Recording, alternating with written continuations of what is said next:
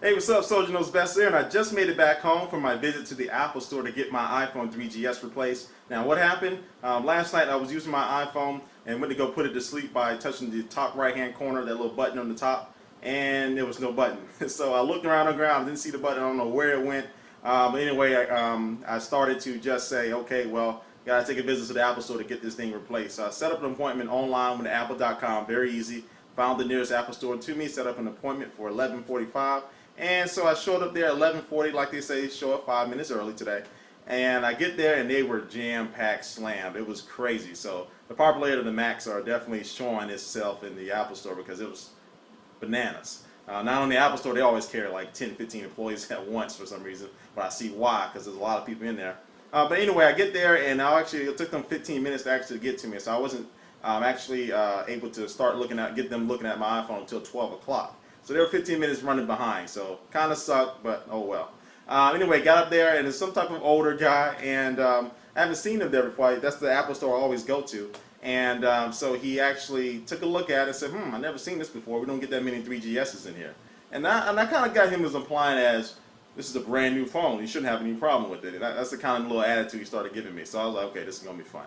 And so anyway, he took his little handy-dandy flashlight. I was looking on where the button is supposed to be. And so he took it, turned around, started looking at it a little bit, turned back around. And I had a couple little dings, a couple little scratches up there near where the button is, but nowhere near nothing that could damage the knock out of a button. So he handed the phone and he pointed the flashlight at these scratches. Well, you see here, it looks like someone's been biting on it. I was like, what? I was like, no, sir, nobody's been biting on it. Those scratches have been there, but I don't think that's actually damaged the button because this button issue just happened a couple days ago.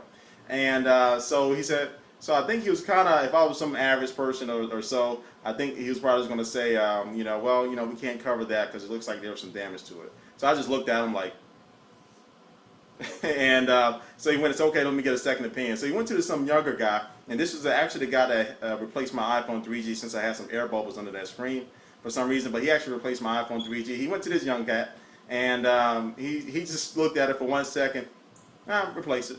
And so the old guy was like, okay. It's kind of a reverse roles, huh? But anyway, so the old guy finally got the new 3GS out of a box and signed it over to me. I signed my name on a piece of paper. Boom, got my 3GS ready to go. So it would have been interesting to see whether he was going to try not to scam me out of my warranty there. But eventually I got my iPhone 3GS and got out the store. And so here I am now. So Apple Store is probably one of the easiest places to get a cell phone replaced. And the experience wasn't too bad this time. It could have been a lot worse, but I was overall satisfied with the experience, even though they were 15 minutes late. But actually, the process of getting the phone replaced took about 3 minutes, so that was pretty fast. All right, so it was best to give me my little experience with my broken iPhone 3GS. If you had a broken iPhone 3GS, or what are your experiences returning the product to the Apple Store, let me make a video response to the video, leave a comment. But thanks for watching. I'll catch you later. Peace.